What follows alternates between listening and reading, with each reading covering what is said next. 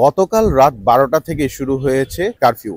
পুরো দেশ জুড়ে সার্বিক পরিস্থিতিকে বিবেচনা করে প্রধানমন্ত্রীর নির্দেশনায় শুরু হয়েছে কারফিউ।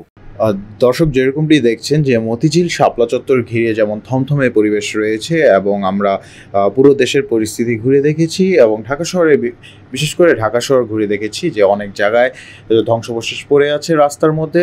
রাস্তাঘাটে চলাচল করলে দেখা যাচ্ছে যে ইট পাটকেলের গুঁড়ো এবং অনেক জায়গা অগ্নিকাণ্ডেরও ঘটনা ঘটেছে। বিভিন্ন জায়গায় ফেলে দেওয়া আগুনের ধ্বংসাবশেষ রয়ে গিয়েছে এবং আমরা মূলত দর্শক ঢাকা শহরে ঘুরে দেখেছি যে অনেক জায়গায় আর্মির যে সেনাবাহিনীর যে গাড়িগুলো রয়েছে সেখানে তৎপর অবস্থায় রয়েছে ঢাকার প্রত্যেকটি পয়েন্টে। এবং জানিয়ে দিতে চাই গতকাল রাত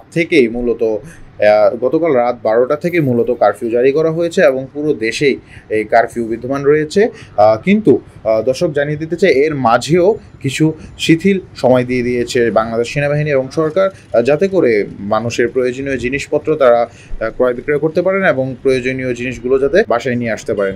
দর্শক আমরা দেখেছি যে মতিঝিল নটরডেম কলেজের সামনে আর্মির উপস্থিতি টের পেয়েছি এবং আইনশৃঙ্খলা নিরাপত্তা কর্মী বাহিনীরা সড়কে সর্বদাই প্রস্তুত রয়েছে যে কোনো বিশৃঙ্খলাকে মোকাবেলা করার জন্য। এবং আমরা দেখেছি ফকিরা পুলেও অনেক ধ্বংসাবশেষ রাস্তায় পড়ে আছে।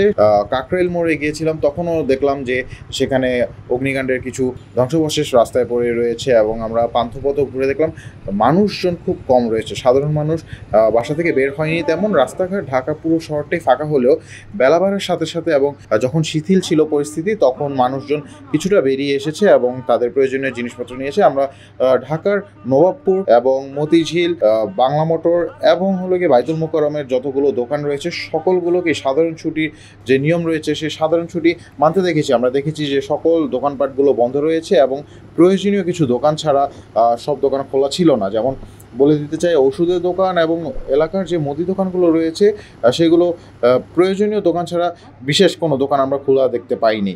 দর্শক এই ছিল সর্বশেষ খবরাখবর রাজধানী মতিঝিল থেকে। আমি সাথে যুক্ত ছিলাম এসকে শরীফুদ্দিন আহাদ। সর্বশেষ খবর পেতে সাথে থাকুন ঢাকা ট্রিবিউনের।